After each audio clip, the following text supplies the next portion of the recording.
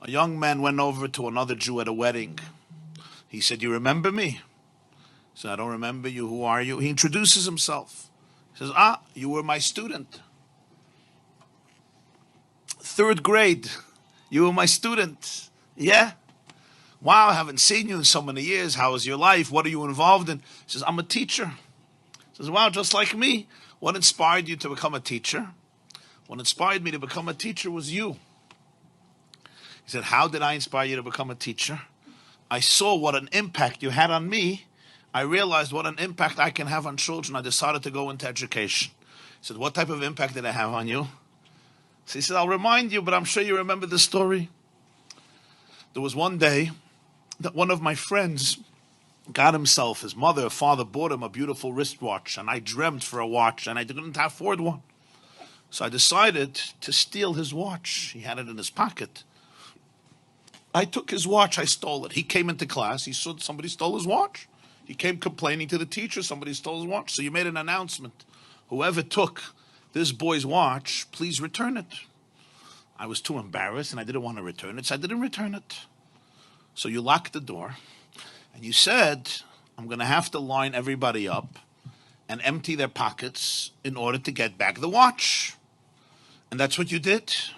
And I thought to myself, this is going to be the most shameful moment of my life. And then you said, "All boys line up at the wall, but I want everybody to have their eyes closed.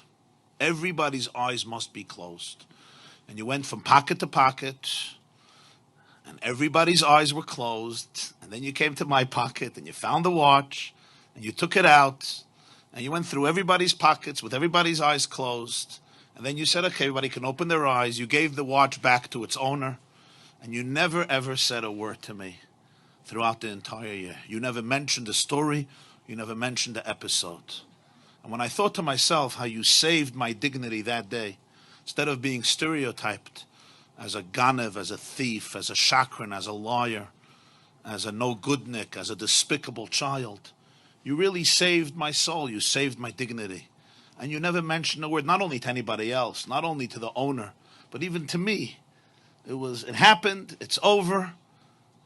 I understood the message. And when I looked at that, I saw it. I said, wow, this is what a teacher is. This is what a real educator is. This is what I want to do with my life. And therefore I went into education. The teacher is listening to him and he says, wow, that's amazing.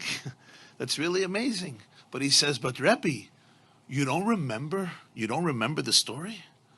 Like when you see me and you hear my name, I'm sure you remember the story that I stole the watch and what you did, and you didn't want to embarrass me, so you had everybody's eyes closed. And I'm the person, he says, actually, I don't know. I wouldn't know. I wouldn't know the story. He says, why not? Like, it's a pretty dramatic story. He said, because I also closed my eyes.